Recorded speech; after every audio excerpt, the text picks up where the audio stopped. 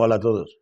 Bueno, pues aquí os dejo el primero de una serie de vídeos que voy a subir al canal hablando de mi experiencia dentro de la industria farmacéutica, tanto a nivel nacional como multinacional, en los 25 años que trabajé dentro de ella. No quiero hacer un vídeo largo explicándolo todo porque seguramente sería muy aburrido y probablemente lo sea porque a lo mejor pues hay gente que espera que suelte bombazos así de golpe. Pero yo creo que es importante saber de dónde venimos para saber quiénes somos hoy en día, ¿no? Y cómo ha ido evolucionando todo, tanto a nivel social como en este tipo de industrias, ¿no? Y más después de lo que sucedió en el año 2020, donde se generó la gran polémica con, con la pandemia que se declaró por parte de la OMS. Eh, la principal base que tenían los laboratorios españoles en los años 80, y en los 70 y los 60, pero en la época en que yo empecé a trabajar, era la visita médica, porque era el arma de venta que tenía el laboratorio. No había internet, no había móviles, no había nada de comunicaciones. Yo enteré de botones. Yo, por ejemplo, la luz de la fábrica la pagaba en mano en Unión Eléctrica. Iba con miles, cientos de miles de pesetas a una ventanilla, pagar el recibo de la luz de la fábrica. Y bueno, pues en esas condiciones lo importante era el trato humano, ¿no? Antes de que yo entrara, la visita médica se basaba principalmente en mujeres.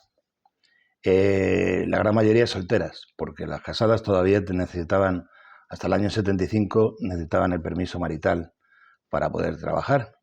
Las solteras no tenían esa necesidad y además tenían otro componente, que es que eran más libres, ¿no? En un sector como el médico, que por aquella época era principalmente hombres, y con una sociedad pues que tenía unos valores bastante, lo que ahora se consideraría machista, pero que en aquella época era lo normal, ¿no? El hombre tenía eh, un dominio muy claro en la sociedad y la mujer pues tenía un papel secundario. Entonces, bueno, pues se empezó a trabajar con visitadoras médicas, que no pongo en duda su profesionalidad, ni muchísimo menos, pero que también es cierto que incitaban a los médicos pues, a tener otra mirada distinta de quien les iba a recomendar un fármaco para recetar, ¿no? Cuando yo entré eso había cambiado ya. Empezaron a entrar los visitadores médicos que realmente eran vendedores, porque no tenían ninguna eh, preparación específica, simplemente y llanamente tenían buenos dotes para la venta. Bueno, pues gracias a eso pues empezaron a incorporarse al mercado mucha gente que no necesitaba ser licenciado en nada, e incluso yo tuve compañeros que no habían acabado ni siquiera el grado escolar, pero que se les daba muy bien vender. Y esa era la técnica que se utilizaba, la venta personal. Había un sistema que era el de la visita médica por fechas.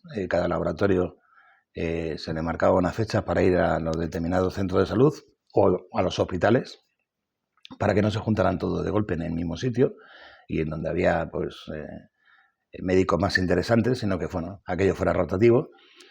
Yo me dedicaba, uno de mis trabajos era marcar a los 11 visitadores, creo que que teníamos en Madrid, pues qué consultorios tenían fecha en la semana siguiente para que pudieran preparar sus visitas, y además pues tenían lo que se llamaba ir al fallo.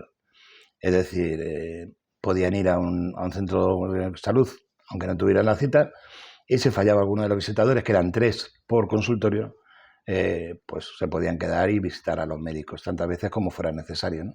O que ellos creyeran oportuno. Ahí se hacía la venta directa. Se llevaba lo que llamaban literatura, que era un folleto, normalmente un díptico, con las bondades del producto, y pues se lo explicaba al médico qué era y lo bueno que era para recetarlo y lo conveniente que era para la salud del enfermo. ¿Dónde viene la historia de los visitadores? Viene en lo que estaba por la parte de atrás. Había médicos, sobre todo los médicos privados,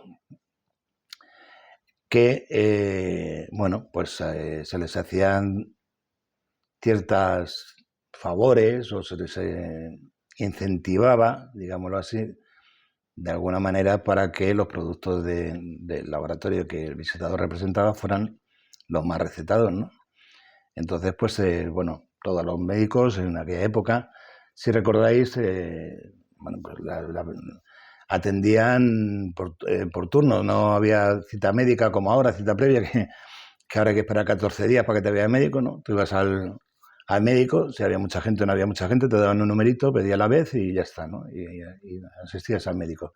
Y luego la medicina pues se basaba básicamente en análisis y radiografías, pues tampoco había maquinaria como para hacer resonancias y cosas de este tipo, ¿no? Entonces, bueno, pues los medicamentos que se vendían eran muy simples.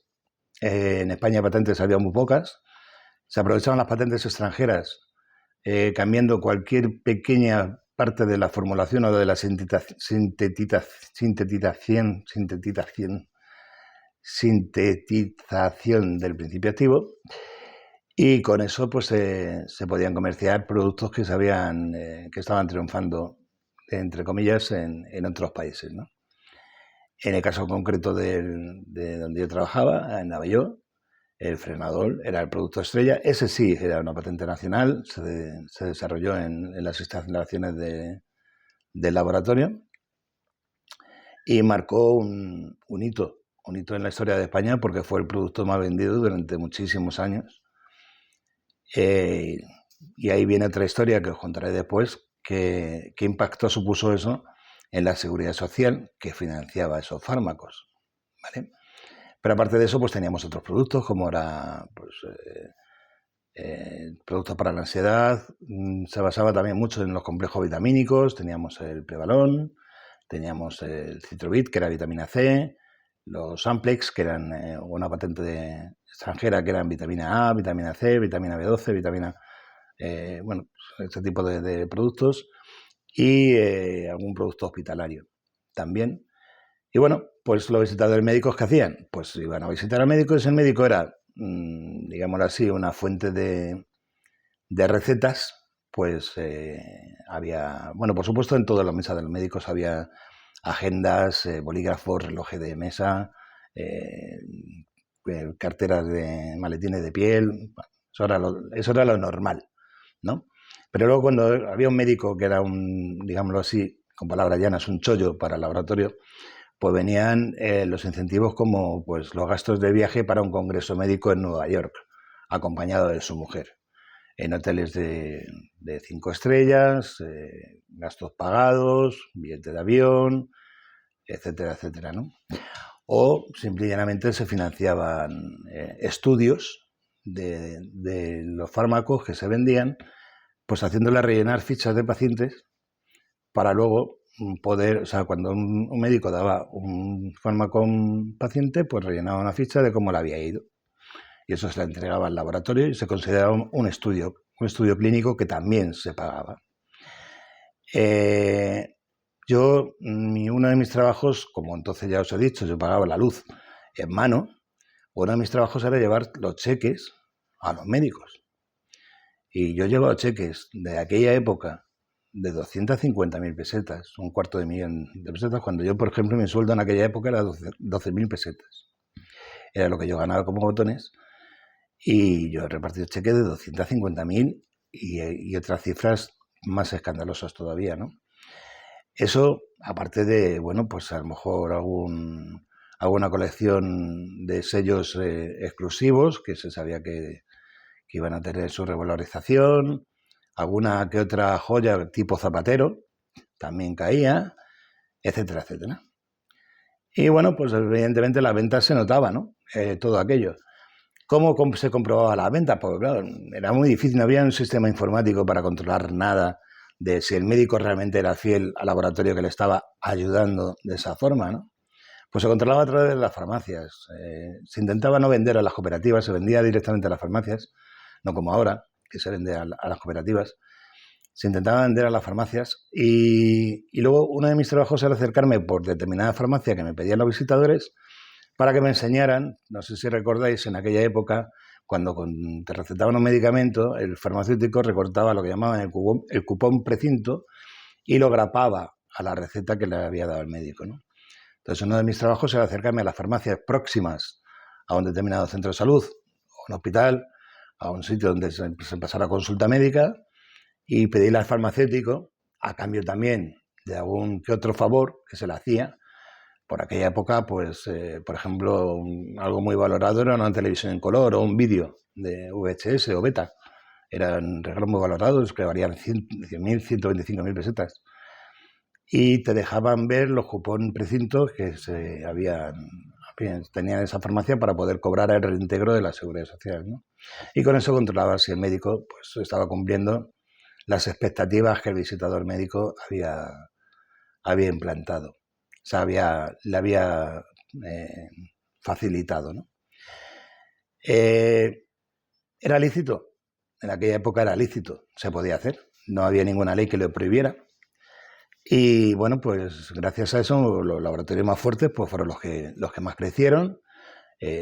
Abelló era uno de ellos, era quizá el más potente a nivel nacional. Luego estaba Doctor Esteve en Barcelona, Almiral. Y bueno, pues gracias a eso, pues la industria farmacéutica en España funcionaba estupendamente bien. Ya por los años 90, llegando a los años 90, entraron las multinacionales americanas, especialmente. De hecho, Abelló fue la primera gran venta a una multinacional americana, que fue Merck, MSD en España, Merck Sharp&Dohme, por una operación de aquel entonces de 2.700 millones de pesetas. La cultura americana cambió todo en cuanto al tema de visita médica y demás, pero no dejaba de ser pues un sistema de fomento de la receta. Y digamos pues que donde yo estaba lideró ese cambio, ¿no? Ese cambio de la visita médica de venta pura y dura a incorporar perfiles de gente licenciada, gente con carreras de biología, farmacia, medicina incluso, que bueno, pues le daban un perfil más técnico y que al médico le presentaba como mucho más, hace sentirse mucho más importante, ¿no? De que un licenciado en una determinada especialidad le explicara las bondades de los medicamentos que vendía, que promocionaba. Igual acompañado de literatura, de los dípticos y demás.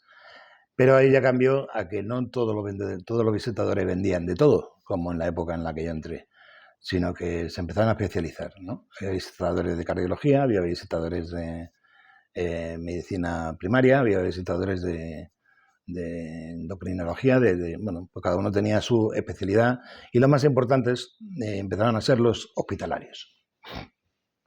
Había que meter en los hospitales pues determinado tipo de medicamentos que luego pues os hablaré de ello en otro capítulo, probablemente el próximo.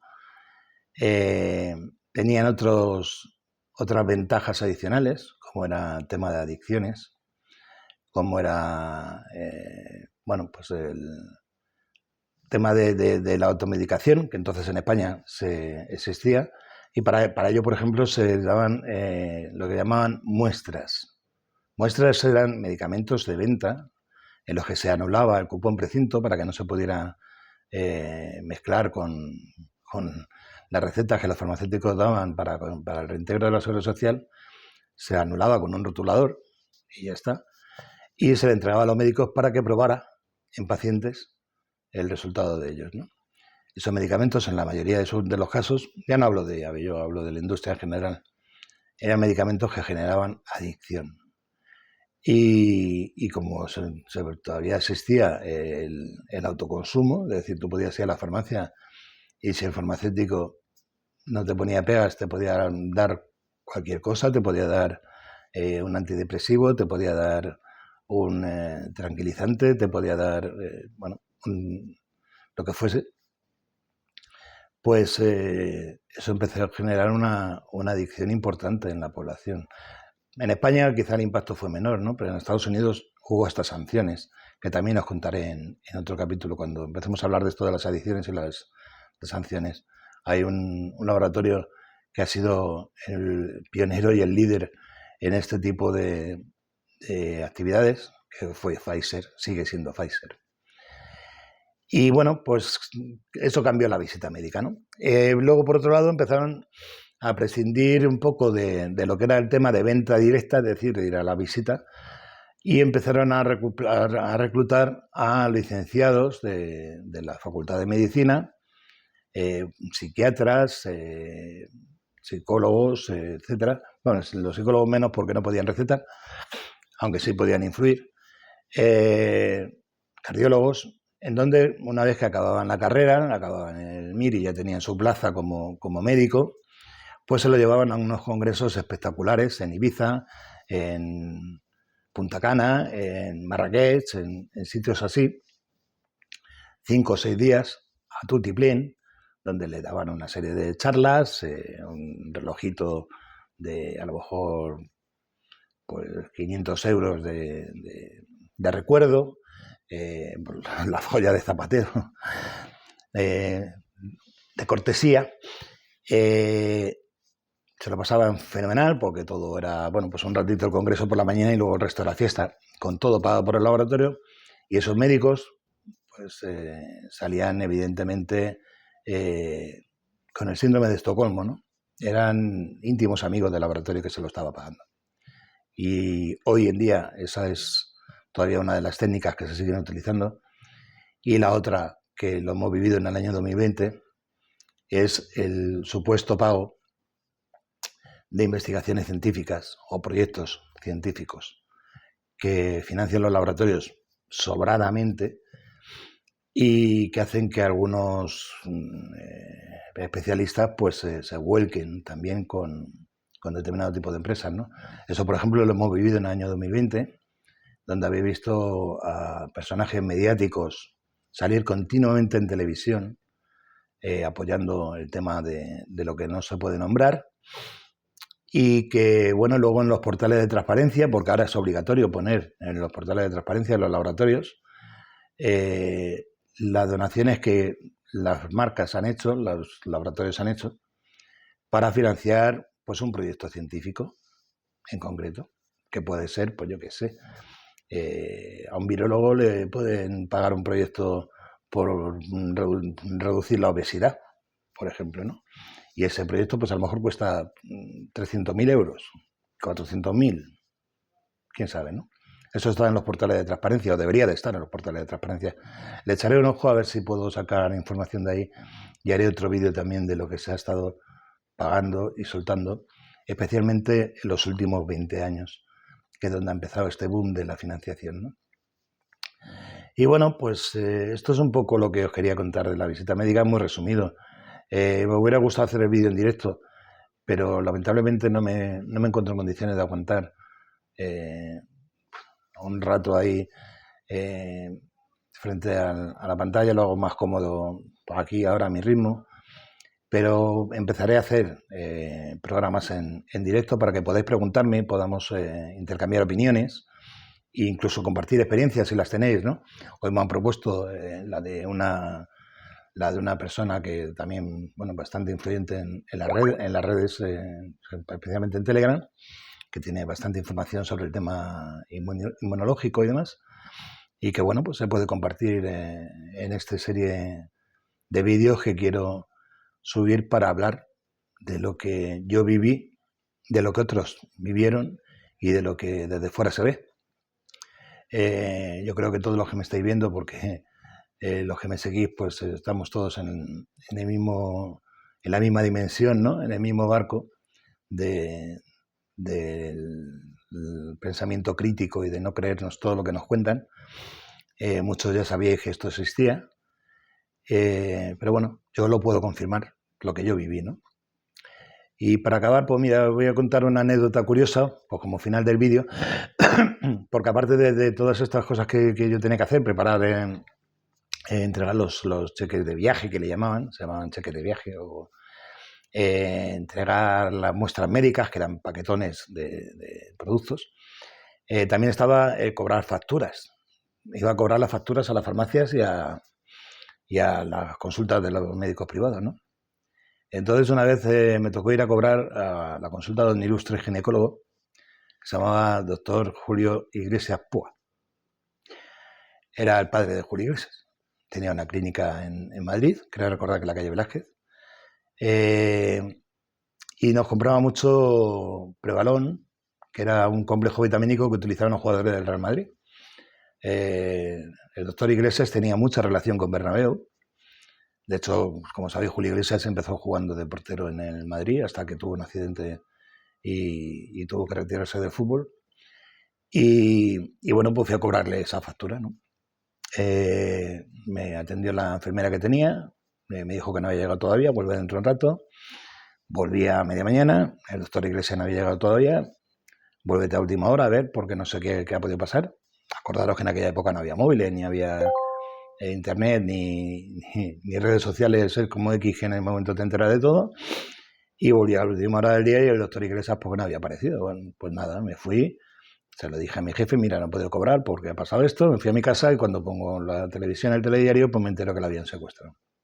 Fui a cobrarle el día que le secuestraron, así que evidentemente no lo pude cobrar. Ignoro si aquella factura se cobró o no. Tampoco creo que fuera un problema ni para él ni para el laboratorio.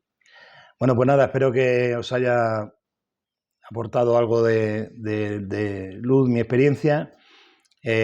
Como no podía hacer el vídeo en directo, escribidme en los comentarios cualquier duda que tengáis, cualquier crítica que queréis hacer, cualquier cosa con la que no estoy de acuerdo, o incluso temas de los que os gustaría que hablara y que si están en mi conocimiento, pues los pondré con todo el gusto del mundo.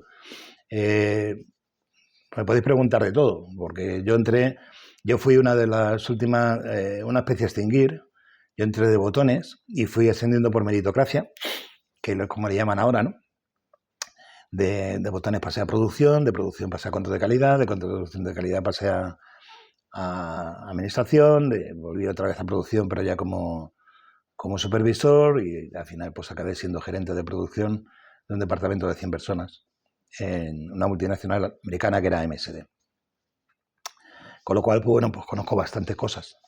He estado en muchas reuniones, en muchos congresos, fuera de España, en proyectos importantísimos. He participado en problemas que Merck ha tenido a nivel mundial y bueno, y el tema de vacunas, que Merck era una de las líderes en veterinaria. También os hablaré de la relación de Merck con Moderna en los años 2000 y cómo empezó a probarse en animales el ARNM, este famoso, que luego se utilizó en la famosa historia de la pandemia. Que no quiero utilizar palabras que puedan resultar problemáticas. Así que nada, comentarme si os ha gustado, si os parece bien, si os parece mal, si queréis bueno, por lo que queráis, ¿vale? Espero no haber aburrido mucho y que os haya gustado el tema. Un abrazo a todos.